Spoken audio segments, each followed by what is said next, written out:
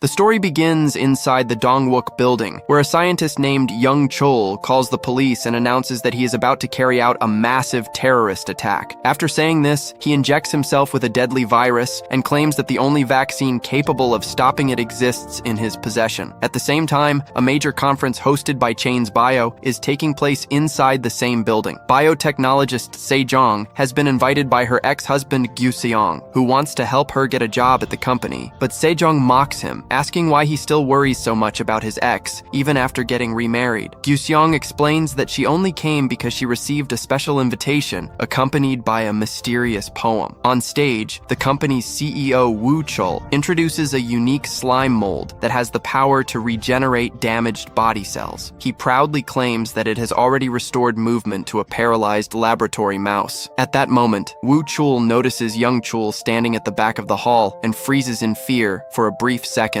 Quickly hiding his reaction, he jokes that science may soon create a world where people are no longer capable of having evil thoughts toward one another. Meanwhile, Yoon-suk is having a meal with his wheelchair-bound sister, Yoon-hee. However, his shift is about to begin, so Yoon-hee decides to explore the building on her own. After the conference ends, Gyu-seong introduces Sejong to Woo Chul. Just then, Bong-suk from the counter-terrorism unit calls him. The moment he hears Young Chul's name, Woo Chul immediately ends the meeting and rushes away. Sejong is clearly annoyed by his sudden departure. Gyu-seong tells her to follow him later and hand over her business card. Meanwhile, in the hallway, Woo Chul learns that Young Chul's threat may actually be real and that the counter-terrorism team is already on its way. He heads straight to the VIP room, but Young Chul quietly follows him inside. Sejong witnesses everything with her own eyes. Furious, Young Chul accuses Woo Chul of hiring him only to steal his research before eventually throwing him out. But Woo Chul coldly replies that his research was completely worthless. Young Chul insists that his work is meant to take humanity to the next stage of evolution. In response, Woo Chul calls him insane, shoves him toward the door, and orders him to leave. Standing outside, Sejong senses the growing tension between them and decides to walk away. Inside the room, Woo Chul accuses Young Chul of plotting to wipe out the entire human race. But Young Chul says he is not trying to end humanity. He wants to create a new generation of humans who can fully understand one another without jealousy, suspicion, or misunderstanding. Hearing this, Woo Chul bursts into laughter, mocks him as a madman, and turns to leave. Suddenly, Young Chul plunges a virus-filled syringe into Woo Chul's neck. Enraged, Woo Chul slams Young Chul to the ground several times before throwing him into the bathroom and barricading the door from the outside with a chair. But as he walks away, he accidentally steps on the same virus-contaminated needle. Just as Woo Chul is about to call the police, he is suddenly overcome by violent vomiting. A thick, white, sticky substance begins pouring out of his mouth, spreading all across the floor. Within moments, his body twists in horrifying ways before he transforms into a terrifying zombie. At the same time, 3 nearby people witness the scene and quickly try to make an emergency call for help, but Woo Chul lunges at them and bites every one of them. In no time, they begin turning into infected monsters as well. In the lobby, Bong-suk arrives with his counter-terrorism team. Suddenly, screams echo throughout the building. A zombie charges toward them, and the team tries to stop it. But in the very next moment, the entire hallway fills with newly infected zombies.